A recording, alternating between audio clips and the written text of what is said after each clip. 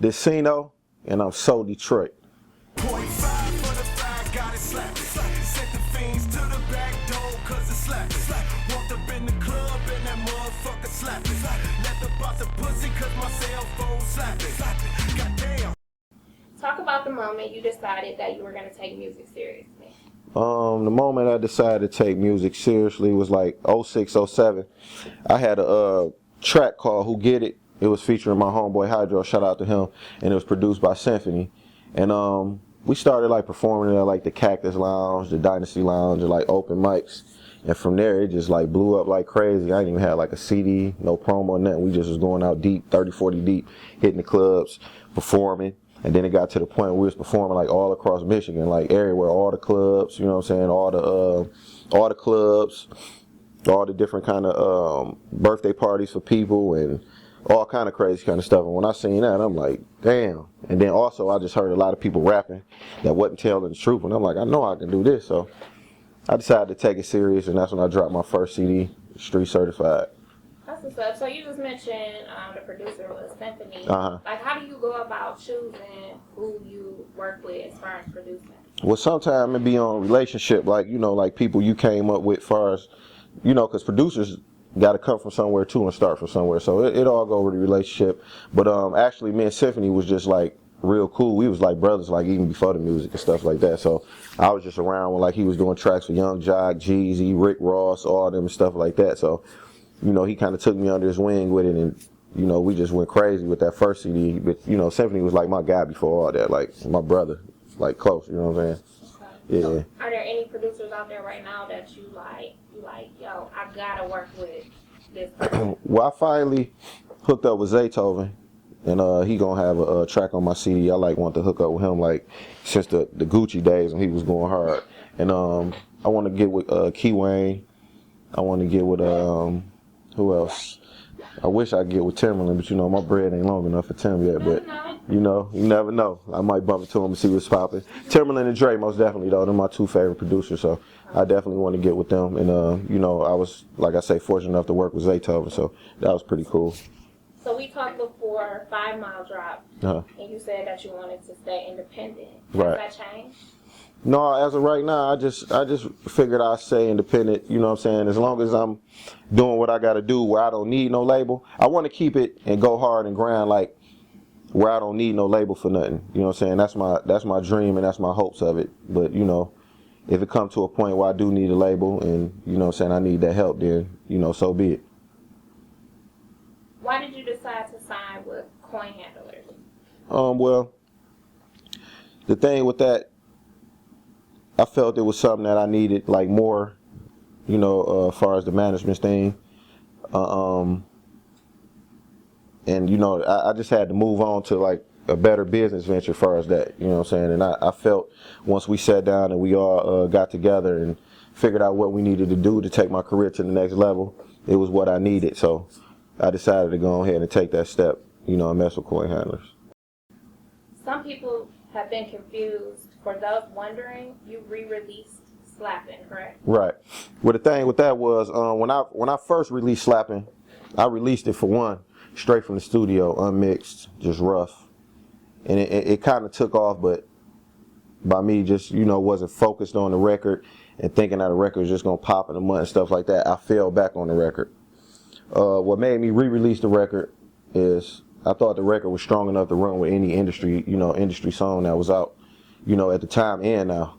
So what I did was I went down to Patchworks, mixed and mastered it professionally. It sound, you know, good, up to standards with all the records, you know, the Jay-Z's, the Drakes, Lil Wayne's and stuff like that. And then I reshot the video. Gerard Victor, he directed the video. And I just felt it was strong enough, and I had to put my focus behind that one single, you know what I'm saying? I felt that was it, so I'm confident enough in that. And like right now it's going crazy, like my spin's crazy on it, especially in Ohio, you know what I'm saying? So y'all Detroit DJs, radio DJs, PRs, y'all get on that record slapping. Quit playing. Shout out to Hell of a Two for producing it.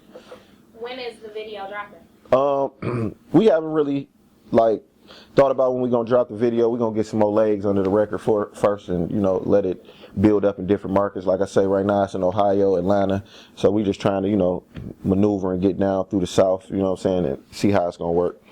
But so we ain't really came over the release date for it yet though.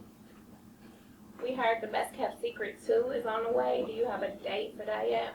Nope, and it's crazy.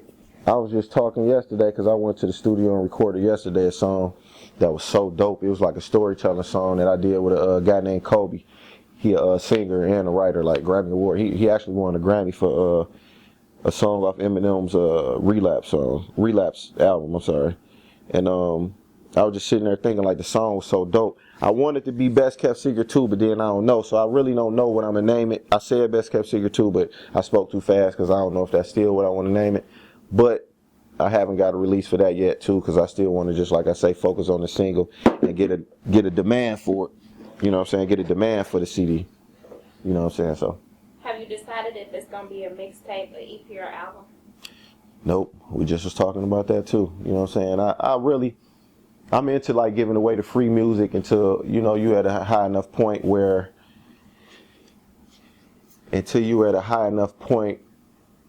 your shit just gonna fly out the stores, like cashing out like crazy. Like, you know what I'm saying? And that's in different cities, not just my own city, like just flying out the door. So, the question to that is, nope, I don't know yet.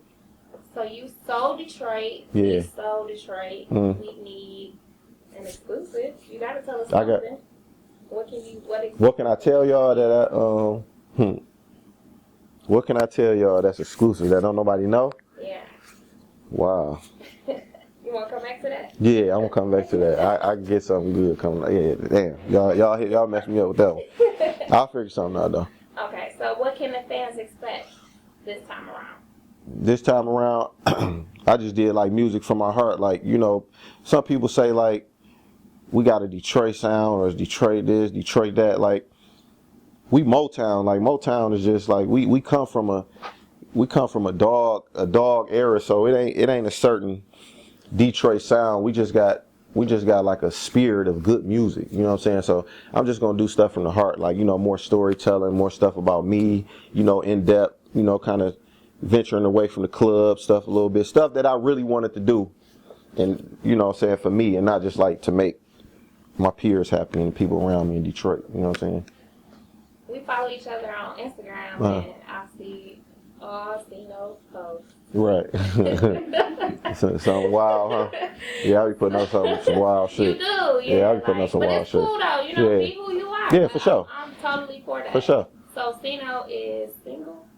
No, I ain't single. Sino No. ain't single. And she calling right now, ain't that so? But no, I ain't single. No, I'm taking. Got you. Yeah. So Detroit released the top 13 rappers Oh yeah. of 2013. Yeah. You made the list, of course. Yeah, I made the list at number 8.